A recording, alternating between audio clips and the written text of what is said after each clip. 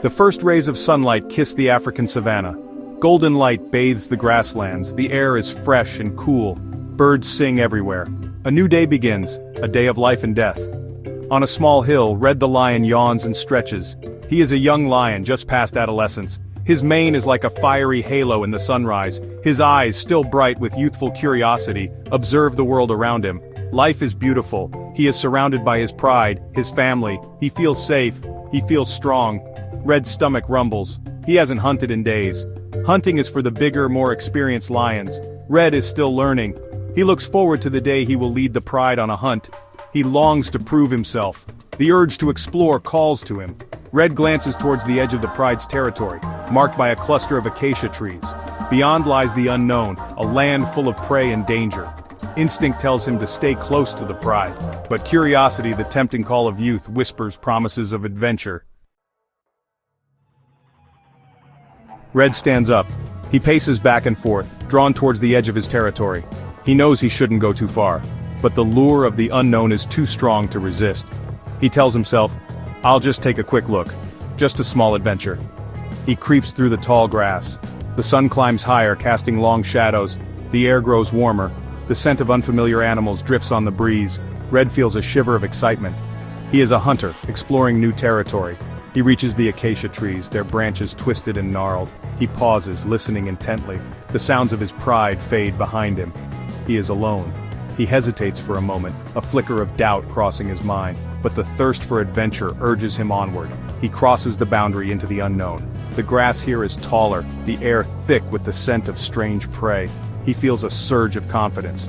He is Red, a lion of the savanna. He is not afraid. Red the lion explored the strange new land.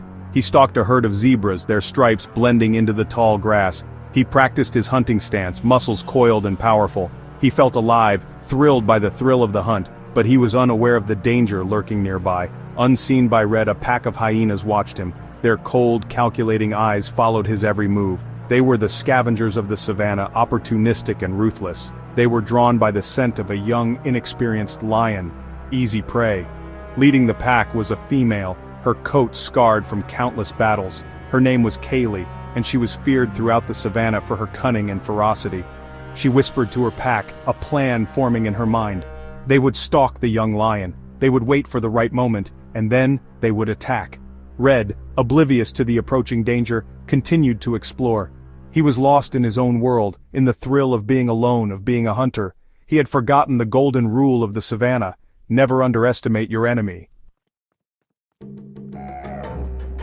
The sun is directly overhead, the air is thick and hot. Tired from his exploration, Red seeks shade under a lone acacia tree. He lies down, his eyes slowly closing. He decides to rest a while before returning to his pride. Suddenly the grass around him rustles. Kaylee and her pack of hyenas burst from their hiding place, teeth bared, eyes gleaming with savage hunger. They have been waiting for this moment. Startled, Red leaps to his feet, a surprised roar ripping from his throat. He swipes a paw, smacking a smaller hyena across the snout. But the other hyenas swarm him, nipping at his flanks, trying to drag him down. Red finds himself surrounded. He is trapped in a whirlwind of snapping jaws and angry snarls. Fear, cold and sharp, pierces his confidence. He is outnumbered, outmatched. He roars again, a desperate cry for help swallowed by the sounds of the attack.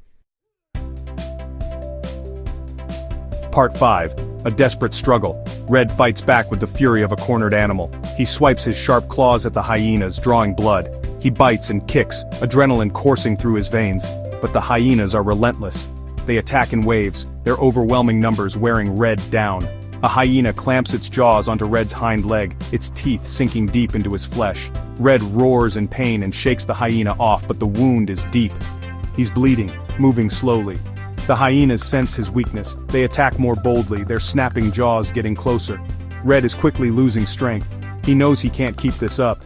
He's losing hope. Is this the end? Section 6. A distant roar. Just as Red felt his strength fading, a sound echoed through the air. A deep resonant roar full of fury and power.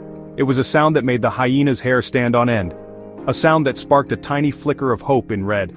A few miles away, Tatu, Red's pride leader, lifted his head. He was napping in the shade, but the distant roar of a lion in distress jolted him awake. He recognized the roar. It was Red, his cousin, and he was in danger.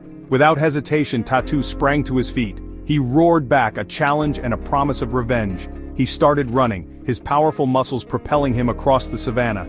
He had to get to Red. He had to get there in time. Tatu arrived like a bolt of lightning. He burst into the clearing, his eyes blazing with fury. He saw Red, surrounded and wounded, bravely fighting against overwhelming odds. Rage surged within him. He roared again, a sound that shook the ground, and charged into the fray. The hyenas, startled by the sudden arrival of this new threat, scattered before him. Tatu, a whirlwind of claws and teeth, sent them flying. He fought with the experience and strength of a seasoned warrior, each blow carrying the weight of his fury. He reached Red, placing himself between the young lion and the snarling pack. He saw the wounds on his younger cousin's flank, the blood staining his golden fur, and his anger intensified. He would make these scavengers pay for what they had done. With Tatu by his side, Red felt a new surge of hope. He regained his strength, fear replaced by a fierce determination to survive. Together, the two lions fought back against the pack of hyenas. Tatu, larger and more experienced, was like a whirlwind.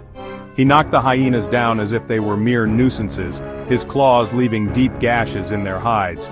Red, inspired by his older cousin's bravery, fought with renewed ferocity. The tide had turned. Sensing their advantage slipping away, the hyenas began to retreat.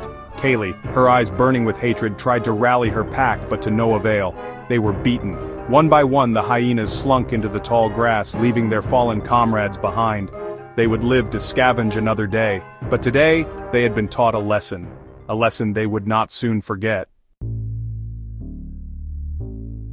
The dust has settled. The sounds of battle fade into the quiet afternoon. Red, leaning on Tatu for support, looks around. The ground is littered with hyena bodies, a testament to the fierceness of the fight. Tatu, his fur matted with blood, turns to Red. He inspects his younger cousin's wounds, licking the blood with a gruff tenderness. Red winces as Tatu cleans a deep gash on his shoulder, but he bears it stoically. "You did well," Tatu rumbles, his voice low and rough. "You fought bravely." Red, humbled by his cousin's praise, dips his head in acknowledgement.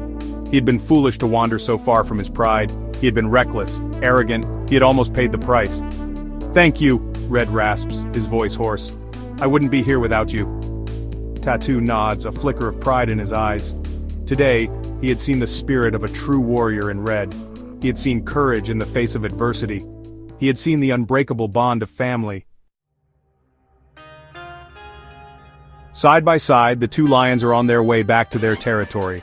The setting sun paints the sky with shades of orange and purple, casting long shadows across the savannah. The air is still, filled only with the chirping of crickets and the rustling of grass in the wind. Red leans on Tatu for support, limping as he walks. He is wounded, but he will heal. He has survived. He has faced death and emerged victorious. Today he has learned a valuable lesson, a lesson etched in blood and pain. He has learned the importance of humility, the folly of recklessness. He has learned the true meaning of courage, the unbreakable strength of family, and he has learned that even in the harshest landscapes, even in the darkest moments, hope can bloom in the most unexpected places. As the sun dips below the horizon, bathing the savannah in a soft golden light, Red and Tatu disappear into the tall grass. They are going home.